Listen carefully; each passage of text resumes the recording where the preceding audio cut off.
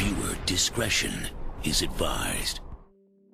A notorious killer, a grave robber. His activities inspired the creation of some of Hollywood's most infamous characters, including Norman Bates of Psycho. This is the story of the Butcher of Plainfield, After Gein.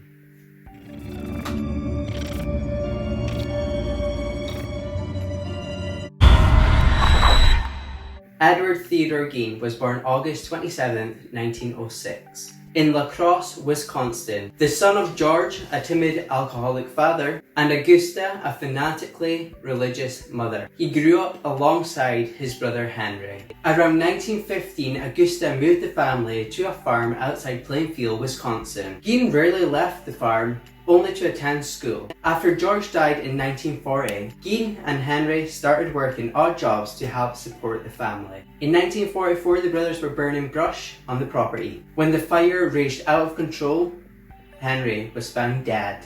Although the fire was blamed for the death of Henry at that time, it would later reveal that suspicious circumstances of how he died was in the hands of his younger brother. Obsessively devoted to his mother, Gein never left the property or dated any women. After she died in late 1945, he became increasingly deranged. Now, living alone, he left her room neat and untouched. While the rest of the home fell into squalor, he discovered an interest in anatomy books. He managed to support himself as a handyman and occasionally, given his odd behaviour, a babysitter. Over the years, a few residents mysteriously disappeared in the area. Among them was Mary Hogan, who ran a tavern in nearby Pine Grove. Gein was a regular there. Take what you want from that.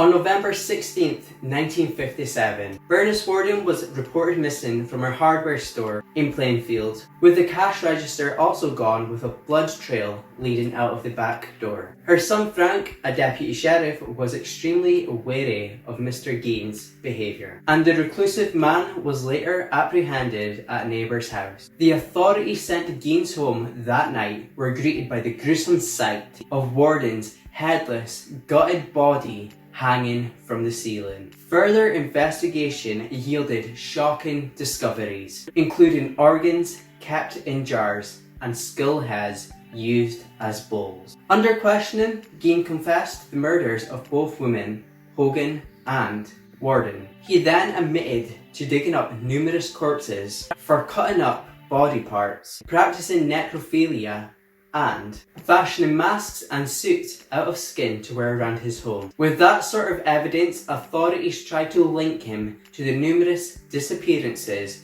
of other residents that had gone missing. However, they were unable to draw any definitive conclusions. Gein's lawyer, William Belter, entered a plea of guilty by reason of insanity, and in January 1958, Gein was found unfit to stand trial. He was committed to Central State Hospital, where he variously worked as a carpenter, mason, and medical care aide. In early 1968, Gein was finally determined fit to stand trial. That November, he was found guilty of the murder of Warden. However, he was also found insane at the time of the murder, and as such, rather than going to prison, he was recommitted to the Central State Hospital. In 1974, there was a petition for his release that was rejected. Later that decade, his health was failing. He was transferred to the Mendota Mental Health Institute, where he died of cancer and respiratory illnesses on July 26, 1984. Hopefully it was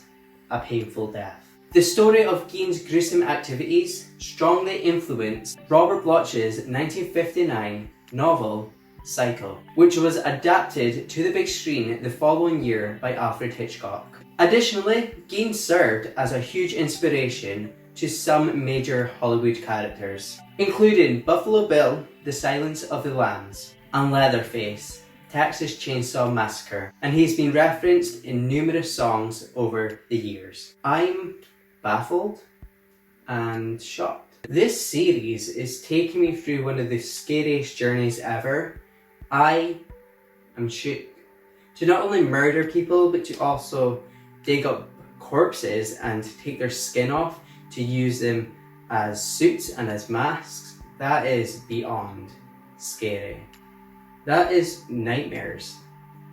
To think that that would just be a nightmare to me and you is actually a reality for someone to go on and do, it's baffling. Let me know in the comment section down below if you think After Gein was born to be a murderer, or do you think that this was something that slowly took over his life because he never had much socialization. I probably won't sleep for the next couple of nights after doing this video, and I hope you don't too. Be awesome, stay awesome, subscribe, like, and hold on to your skin for dear life.